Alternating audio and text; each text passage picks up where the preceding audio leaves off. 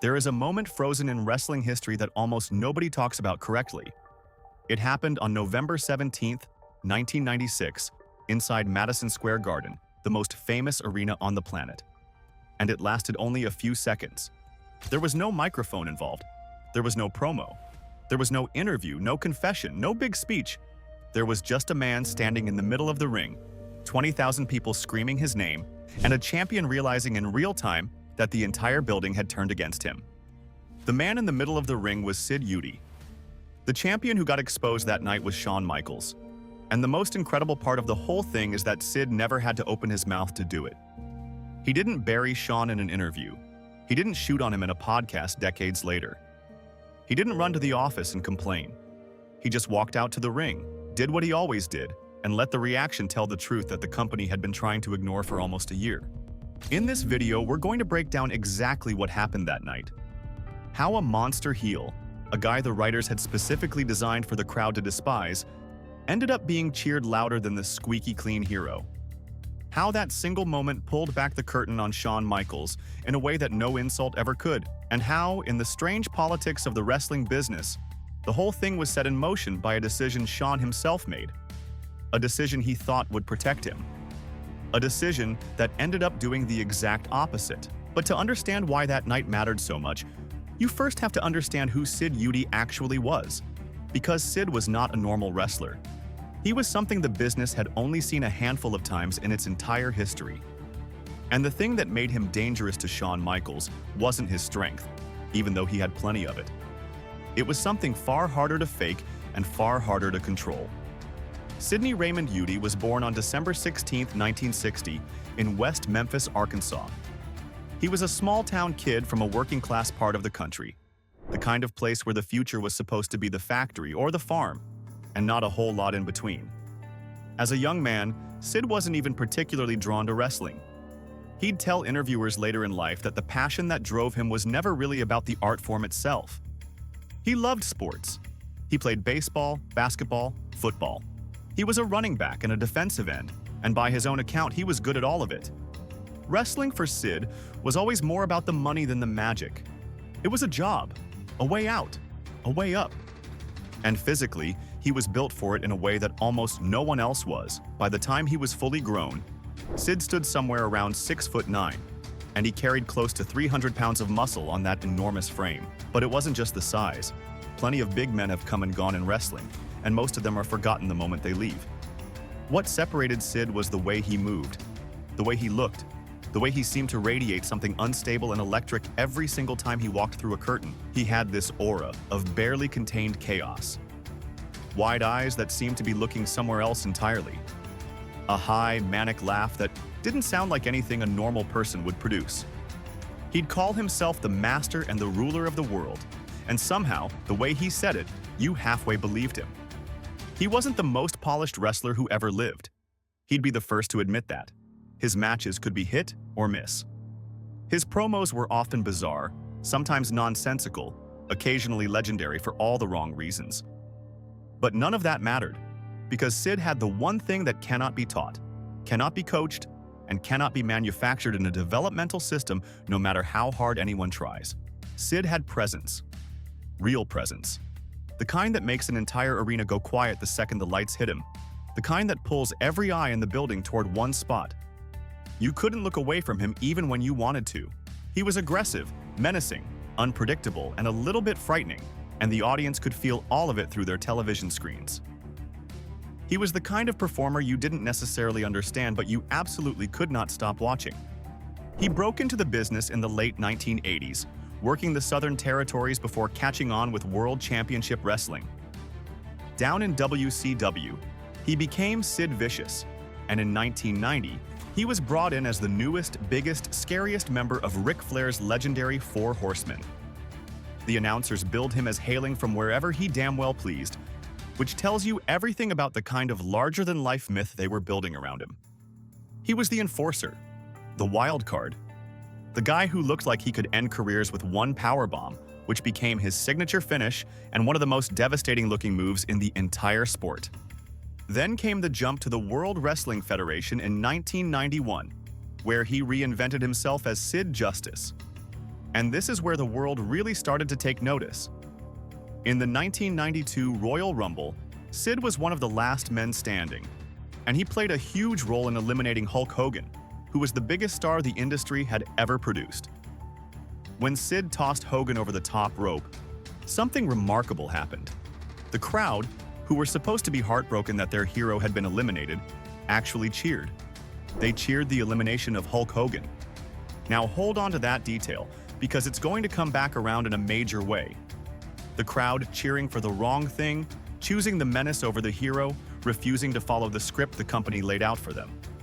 That instinct in Sid's career didn't start at Madison Square Garden in 1996. It started years earlier, and it would follow him everywhere he went, because that was simply the effect he had on people. Sid would go on to main event WrestleMania 8 against Hogan, cementing his place near the very top of the industry, before a falling out with the company sent him back home. But the chapter that matters most for our story, the chapter that sets up the most important night, begins in early 1995. Because that's when Sid Eudy came back to the World Wrestling Federation. And that's when his path collided directly with the path of a rising star named Shawn Michaels. On February 20th, 1995, Sid returned to Monday Night Raw with a brand new identity. He was now Psycho Sid, and his role was very specific. He was the hired muscle, the bodyguard. And the man he'd been hired to protect was the Heartbreak Kid himself, Shawn Michaels. At the time, Shawn was the hottest young talent in the company, smaller than the giants who had dominated the 80s, but blessed with a level of in-ring ability that few had ever matched. He could move, he could fly, he could sell, he could tell a story between the ropes better than almost anyone alive. The company saw the future in Shawn Michaels, and they were building toward making him the centerpiece of the entire operation. And to get him there, they paired him with the most intimidating presence they could find. Shawn was the brilliant artist. Sid was the bodyguard who made sure nobody touched the artist. On paper, it was a perfect arrangement. In reality, it was a powder keg. And it didn't take long for that powder keg to explode. The two of them headed to WrestleMania 11, where Shawn was challenging for the world title against the champion Diesel, who happened to be Shawn's former bodyguard. The whole storyline was layered with history. Sid stood in Shawn's corner, accompanied to the ring alongside a young celebrity guest, ready to do his job. And for a moment, it looked like Shawn was going to win. He hit his finish, the super kick, and the title was right there for the taking. But then Sid, standing on the apron, distracted the referee. He held the official's attention just a beat too long, and that delay gave Diesel exactly enough time to recover, take control, and pin Shawn to retain the championship. Sid had done his job, technically, but in doing it, he had cost Shawn the biggest prize in the company. And the next night on Raw, Shawn made his displeasure crystal clear. He berated Sid, he questioned him, and then he made a decision that would change both their careers. He told Sid that his services wouldn't be needed for the rematch. He gave the giant the night off. He basically told the most dangerous-looking man in the building that he didn't trust him to do his job right and didn't want him around. What Shawn failed to understand in that moment is the same thing a lot of people failed to understand about Sid Eudy. You do not talk down to a man like that. You do not embarrass him. You do not tell him in front of everyone that he isn't good enough, Sid snapped. He told Shawn in no uncertain terms that nobody gives him the night off. And then he attacked. He grabbed Shawn and hit him with the powerbomb. Then he did it again. And then he did it a third time, driving Shawn into the canvas over and over while the crowd watched in stunned silence. It wasn't just a wrestling angle. The story they told was that Shawn had been seriously hurt, written off television for months. The rising young star laid out flat by the monster he had foolishly disrespected. And right there, in that single sequence, you can already see the dynamic that would define everything between these two men. Shawn was the talker, the politician, the guy who used words and used the system. Sid was the force of nature who didn't talk, didn't negotiate, and didn't need to. When Shawn pushed, Sid didn't argue. He just acted. And the action was always bigger and louder than anything words could accomplish. Shawn opened his mouth, and Sid answered with 3 powerbombs. That was the conversation.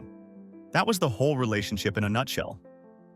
After the betrayal, Sid drifted into the orbit of Ted and the $1 Million Corporation, taking on Diesel for the world title and chasing championships through the back half of 1995. He and Shawn kept crossing paths, kept circling each other, two men who clearly could not coexist. At the Survivor Series in 1995, the company did something strange and almost cruel. They forced Shawn and Sid onto the same team, a wild card arrangement that threw enemies together and made them try to cooperate. Predictably, it fell apart. Shawn ended up super-kicking his own partner. Sid responded by powerbombing Shawn before getting tossed from the match. Even when they were supposed to be on the same side, they couldn't stop tearing into each other. Through all of this, the contrast between the two only grew sharper. Shawn was getting better and better in the ring, racking up classics, climbing toward the top. He won the Intercontinental Championship. He won the Royal Rumble. He was being groomed, polished, packaged, and presented as the perfect babyface hero. The smiling, dancing, heartthrob good guy that the company wanted every kid and every woman in the audience to fall in love with. And it was working, to a point. Shawn had a passionate fan base. The screaming reactions were real. But underneath that polished surface, something was shifting in the wrestling world. Something that the company either didn't see or didn't want to see. And Sid Eudy, without ever planning it, without ever scheming for it, was about to become the lightning rod that exposed it. By the summer of 1996, the landscape was changing fast. Down south, the rival promotion had launched a faction of cool, rebellious anti-heroes who were rewriting the rules of what fans were supposed to cheer for. Up the coast, a grittier, edgier, more violent product was building a cult following and dragging the whole industry towards something rawer and more real. And inside the World Wrestling Federation itself, a bald, beer-drinking, foul-mouthed Texan was about to deliver a few words that would change everything, telling the world about Austin 3:16 and giving the audience a new kind of hero. One who didn't smile, one who didn't dance, one who didn't care what anybody thought. The era of the squeaky clean good guy was ending. The fans were getting tired of being told who to love. They were starting to rebel. They were starting to make their own choices. And they were starting to gravitate toward the dangerous, the unpredictable, the badass. Toward exactly the kind of man Sid Eudy had always been. Meanwhile, Shawn Michaels had finally reached the mountaintop. He had won the World Championship at WrestleMania 12 in a 60-minute Iron Man Classic, and he was carrying the company on his back as the top babyface. Everything the office had planned for years had come together. Shawn was the man. The face of the Federation, the hero. And as the fall of 1996 approached, the company needed a challenger for him. A big, scary monster to throw at the heroic champion and give the fans someone to root against. The plan, originally, was to put Shawn in the ring against Vader. A massive, terrifying, legitimately stiff brawler who hit hard and looked like he could genuinely hurt someone. But here's where the politics come in. And here's where the seeds of Shawn's own exposure get planted by Shawn himself. Shawn Michaels did not want to work with Vader. Vader's style was rough. Vader hit hard. Vader had a reputation for not pulling his punches, and there was real friction between the two men. And by this point in his career, Shawn had accumulated significant influence backstage. He had the ear of the people who made the decisions. He had pull. And he used that pull to steer the company away from Vader and toward a different opponent, a safer opponent. A bigger, scarier-looking man who, crucially, was known as a far less stiff and far less risky worker. That opponent was Sid. Think about the irony of that for a moment, because it is the central beating heart of this entire story. Shawn Michaels personally engineered the situation that was about to expose him. He chose Sid because Sid was safe, because Sid wouldn't beat him up too hard, because Sid was, in Shawn's mind, the controllable option, the giant who would do the job, hit his spots, take his bumps, and lose cleanly without making any trouble. Shawn looked at Sid and saw a big, manageable monster he could have a nice match with and then move on from. What Shawn did not account for, what he could not have accounted for, was the one thing about Sid that no booking decision could control: the crowd. Because the crowd does not care about backstage politics.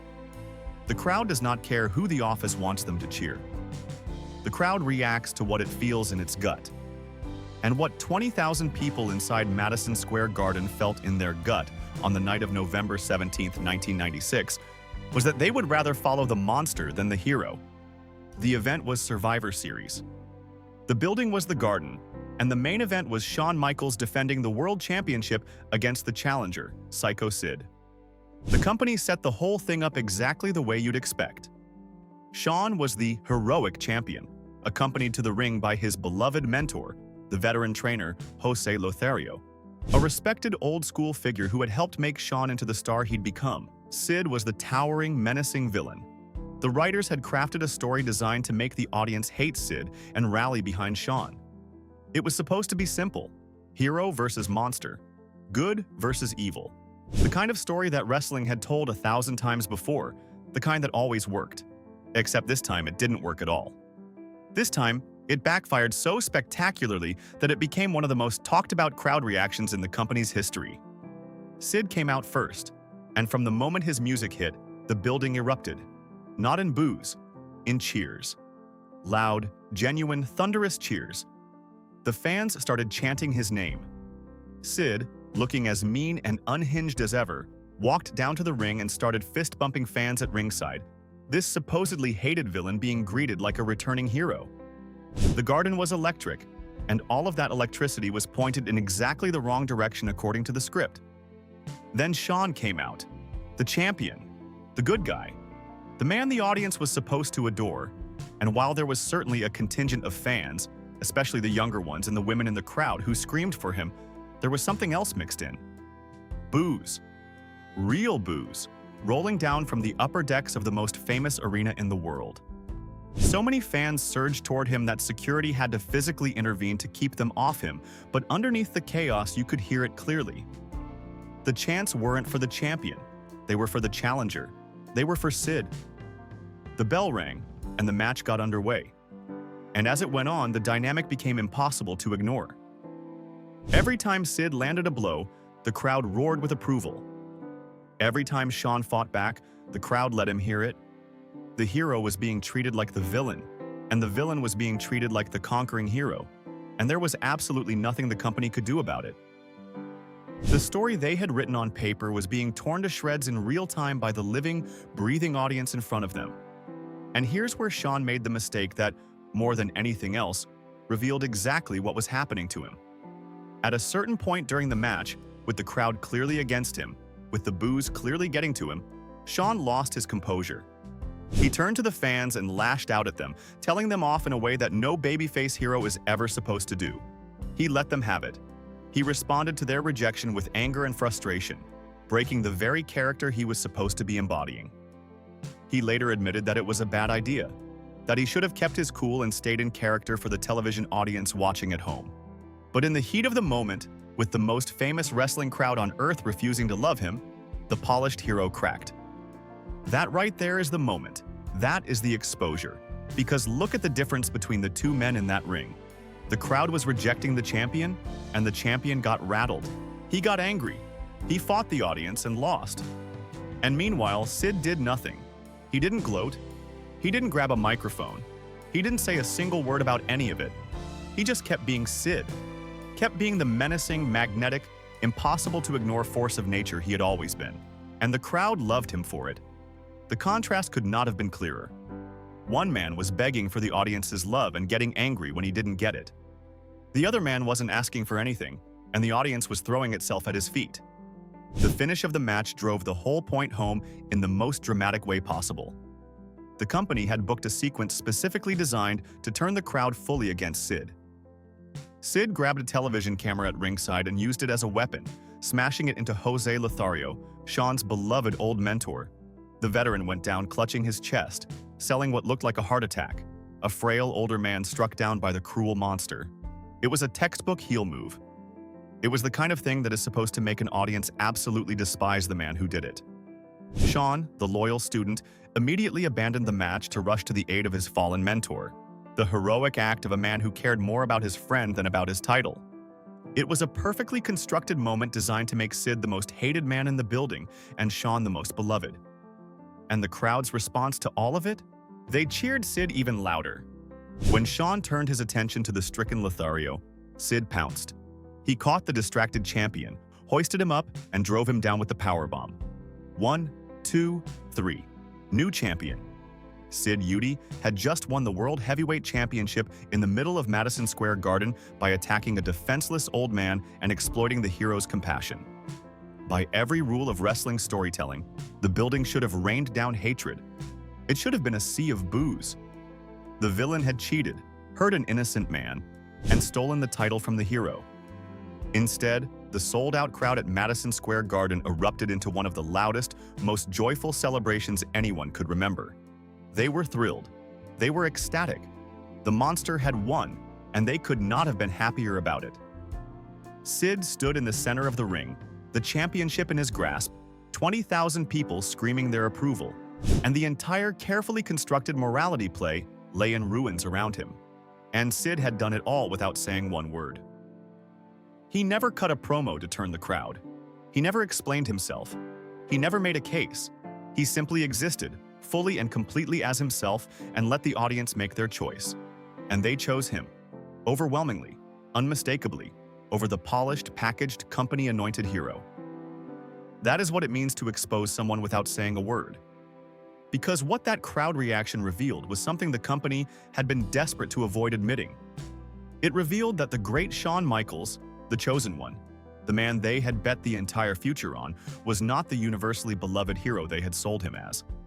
It revealed that a significant portion of the most knowledgeable, most passionate audience in the wrestling world had grown tired of the dancing, smiling, heartthrob act. It revealed that when push came to shove, when given a real choice between the squeaky clean champion and the unpredictable monster, a huge chunk of the audience would pick the monster every single time. And it revealed all of this in front of a live national audience, in the most famous building in the sport, on one of the biggest nights of the year. Now, there were a lot of factors swirling around that reaction, and it's only fair to lay them all out because the truth is always more interesting than the simple version.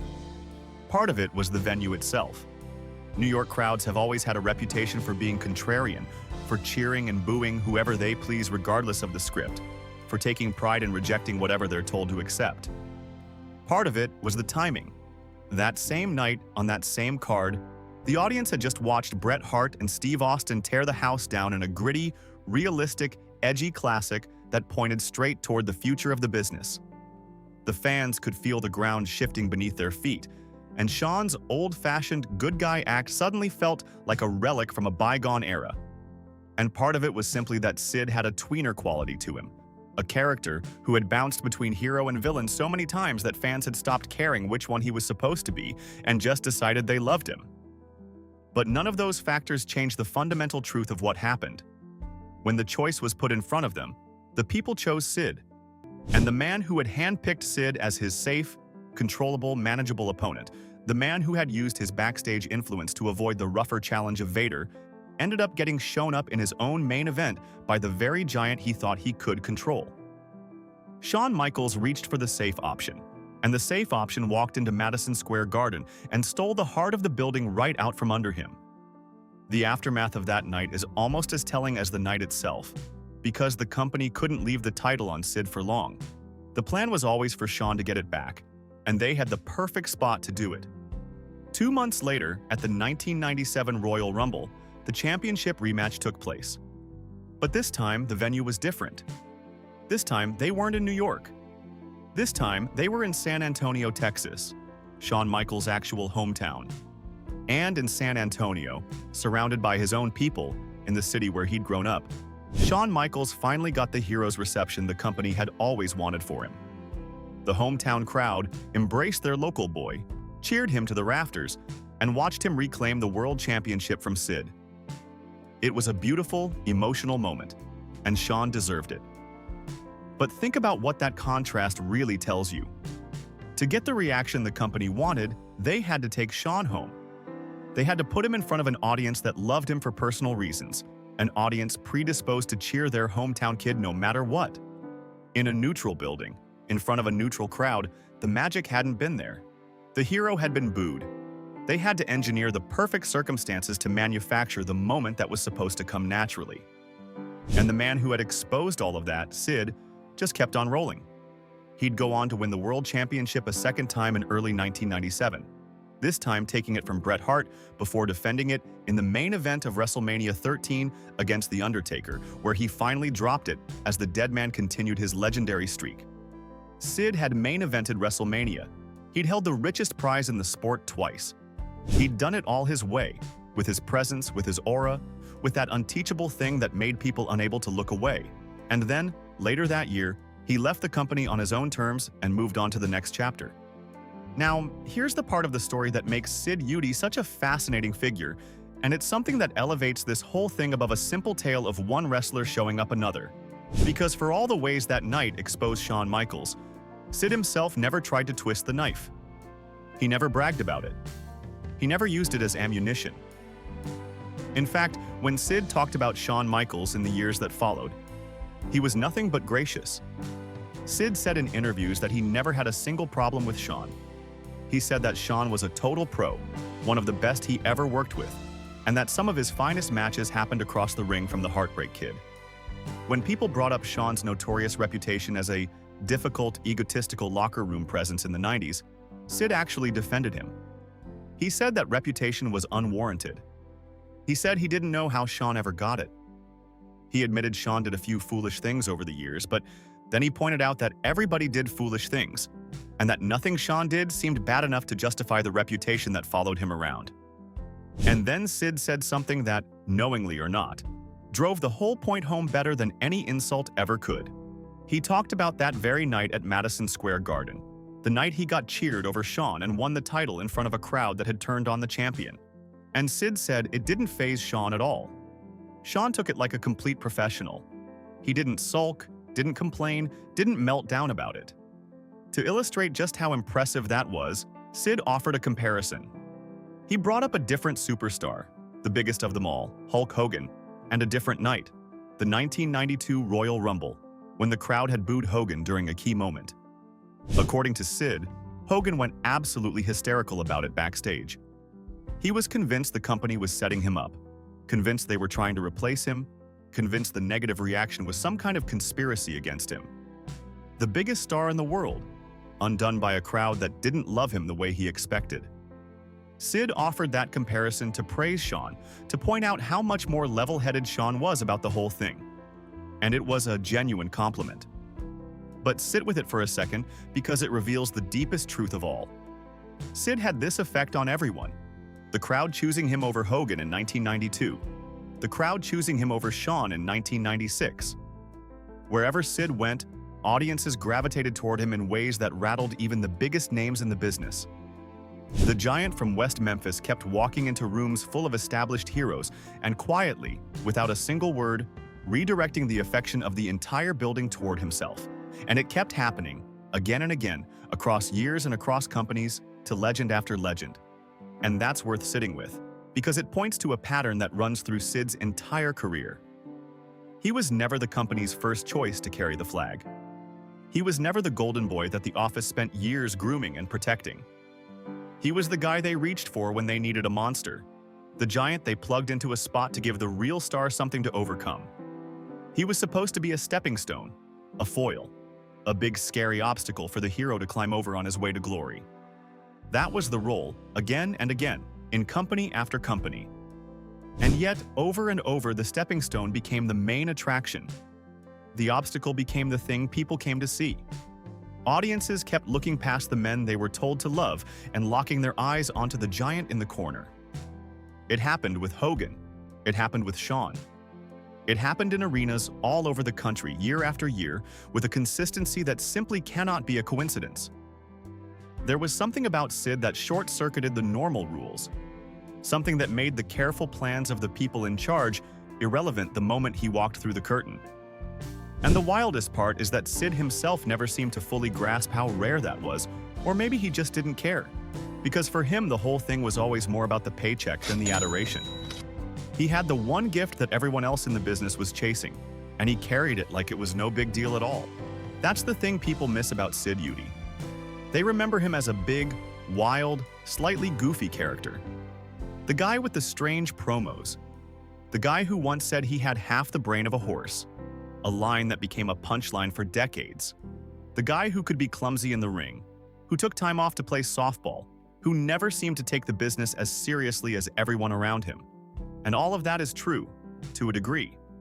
But underneath the goofiness and the chaos was a performer who possessed something that the most talented, most dedicated, most polished wrestlers in the world would have killed for. Sid had the crowd. He had a connection that bypassed logic, bypassed the script, bypassed the office's plans, and went straight to the gut of every person watching. You can study tape for years. You can perfect every move, every facial expression, every piece of ring psychology. Shawn Michaels did all of that, and he became arguably the greatest in-ring performer the business has ever produced.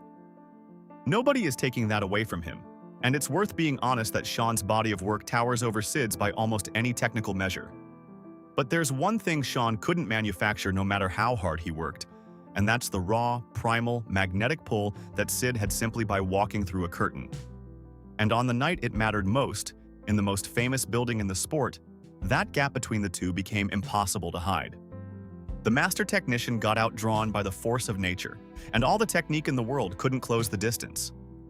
That's why the story endures. Not because Sid was better than Shawn. He wasn't, and he'd probably have told you so himself. But because that one night revealed a fundamental truth about what audiences actually respond to, and it revealed it without anyone having to say it out loud. The company spent years and untold money building Shawn Michaels into the perfect hero. They controlled the storylines, the wins and losses, the music, the lighting, the camera angles, everything. They built a beautiful, gleaming machine. And then a 6'9" giant from Arkansas walked into Madison Square Garden, did absolutely nothing out of the ordinary, and the machine fell apart in front of a national audience because the people in the seats simply refused to play along. There's something almost poetic about the fact that Shawn engineered it himself. He looked at his options and he picked the one he thought was safest. He saw Sid as the controllable choice, the big friendly monster who wouldn't hurt him and wouldn't cause problems.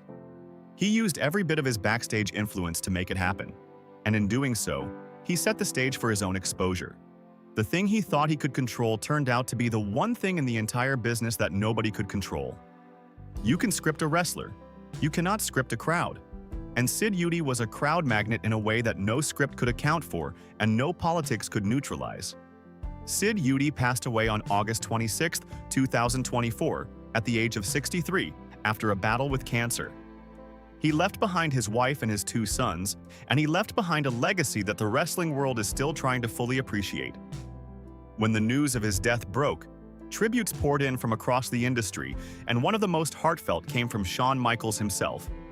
Shawn wrote that he was saddened to learn of Sid's passing, that Sid had been an unforgettable presence, and that it could not be overstated how big a role Sid had played in the creation of the Heartbreak Kid. He said Sid's work, his legacy, and his influence would inspire the business for generations to come. Read that tribute again with everything we've just talked about in mind, and it lands differently. Shawn Michaels, the master of the spotlight, the man who built one of the greatest careers in the history of the sport, openly admitting that he could not have become who he became without Sid Eudy. The powerbombs that wrote him off and brought him back as a sympathetic hero. The matches that defined a stretch of his career. And yes, even that night in Madison Square Garden, the night the crowd turned, the night Sid exposed the limits of the polished hero act. All of it shaped Shawn. All of it made him. And Shawn, to his enormous credit, was big enough to admit it after Sid was gone. So when people ask what Sid Eudy's greatest moment was, they usually point to the championship wins, or the WrestleMania main events, or the wild backstage stories that followed him around like a storm cloud. But the real answer might be that single night in the Garden, when he proved that the most powerful thing in all of professional wrestling isn't a perfect match or a perfect promo or perfect backstage politics. It's the connection between a performer and a crowd. And that connection cannot be bought, cannot be booked, cannot be politicked into existence, and cannot be taken away by anyone, no matter how much pull they have. Sid had that connection in spades. He had it in WCW, he had it as Sid Justice, he had it as Psycho Sid, and he had it on the night he stood in the middle of Madison Square Garden with the championship in his hands and the whole building screaming his name. He never had to tell anyone he was the master and the ruler of the world. On that night, the most famous arena in wrestling told it to him. And in doing so, they told the truth about Shawn Michaels too. A truth no insult could have delivered. A truth that needed no words at all. That was Sid Eudy. The man who could expose a champion, change the temperature of a building, and rewrite the entire emotional script of a main event, all without ever saying a single word. They don't make presents like that anymore. They probably never did. There was only one Sid, and the night he won the title in the Garden remains one of the loudest, strangest, most revealing moments the business has ever produced. A moment that still echoes all these years later, every time a crowd decides for itself who the real star in the ring is going to be. Like and subscribe for more old-school wrestling documentaries. Until next time.